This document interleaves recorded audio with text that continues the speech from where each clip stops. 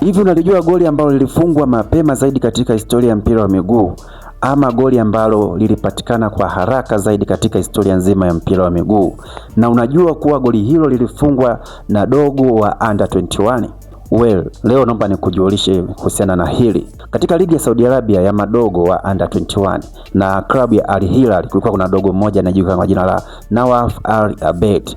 Na siku moja kwa kuna mechi ambapo ilikuwa ni mwaka 2009 na mlikuwa ni mwezi wa 11. Walikuwa na mechi na bwana mdogo Nawaf Al Abed ambaye alikuwa ni striker, ama mara nyingine kwa anacheza nafasi ya midfielder, ndio alikuwa kwenye nafasi ya kuanzisha mpira. Basi wakati anasubiri referee aweze kupuliza kipenga ili mpira uanze, macho yake yote yalikuwa upande wa kipa. Na wakati anamwangalia goalkeeper, aligundua kwa goalkeeper yupo pembeni kidogo ya goli. Kwa hiyo akawa anamlia time. Na muda mfupi tu baada ya referee kupuliza tu kipenga, dogo Nawaf alibutua ule mpira moja kwa moja golini kwa goli la upinzani, na moja kwa moja lilikuwa ni goli, kitu ambacho kiliwashangaza watu wengi. Na ndio siku hiyo hiyo likarekodiwa ndio goli la kwanza kabisa kufungwa mapema. Ilikuwa ni sekunde 2 tu tayari mpira ulikuwa wavuni. Just imagine, sekunde 2 tu mpira wa kwanza tu unaguswa kamba. Japokuwa goli hili linatajwa kuwa ndio goli la mapema zaidi katika historia ya mpira wa miguu, lakini FIFA hawajaweza kuliandika goli hili kuwa ndio goli la mapema zaidi katika mpira wa miguu. Kwa sababu gani? Kwa sababu zifuatavyo.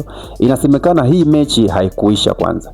Haikuisha dakika 90, iliahirishwa. Wanasema ilikuwa kama dakika 70 hivi mechi iliahirishwa. Na sababu za kuahirishwa ni kwa sababu klabu ya Al Hilal kuna wachezaji kama watatu hivi walikuwa wamevuka umri wa miaka 21.